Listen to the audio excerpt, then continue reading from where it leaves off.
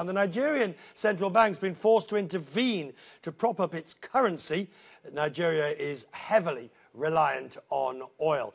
We need to discuss the impact of the plunging oil prices on Nigeria with Uzodinma Iweala, the chief executive and the editor-in-chief of Ventures Africa magazine, who joins me now from London. Sir, the situation facing Nigeria, regardless of the security situation, we'll just deal with economics at the moment. It is serious, with every prospect of getting worse. I think it is serious. I mean, oil prices falling is not a good thing for an economy that is dependent on oil, but I think you also need to look at a number of other factors. I mean, first of all, we are going to have to take a look at the budget in Nigeria, which is, again, heavily dependent on oil. Those figures will have to be revised down.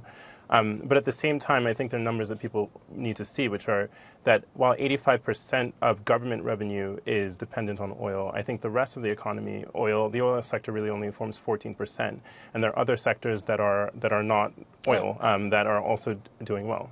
But they will be impacted, and we'll have to look at that. Right, and that's interesting in its own right, because I can make an argument that says, OK, oil's only 14%, but you have the spillover effect of the security situation, which is, I mean, I think you'd agree is grave in many cases. And you have Ebola, which, of course, is having an effect on your neighbouring countries and the economies. So I can't see the silver lining here.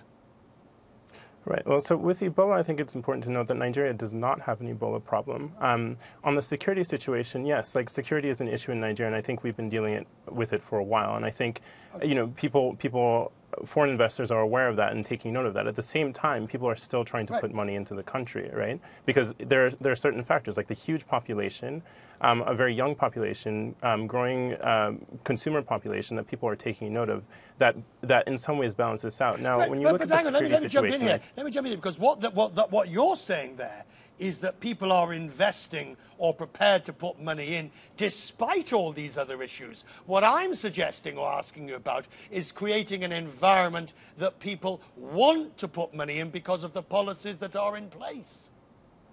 Right. So, I mean, you have basically, I mean, a double-edged sword there. I think people are very interested in the country, and that's what we see and that's what we find. There's a lot of excitement about Nigeria, but there is also a lot of wariness because of the security situation, because of some of these other issues like the falling oil price. And of course, we've got the elections that are coming up, which, you know, there's a lot of uncertainty in the air as well. So I think, you know, for the time being, you're going to see people sort of dancing around Nigeria, being very wary. But I think afterwards, if some of these things are brought under control, we will see things pick up again in Nigeria as well. And we hope you, sir, will come and help us understand exactly how things are moving, as indeed these various events take place. Thank you for joining us tonight from London. Thank you for having me.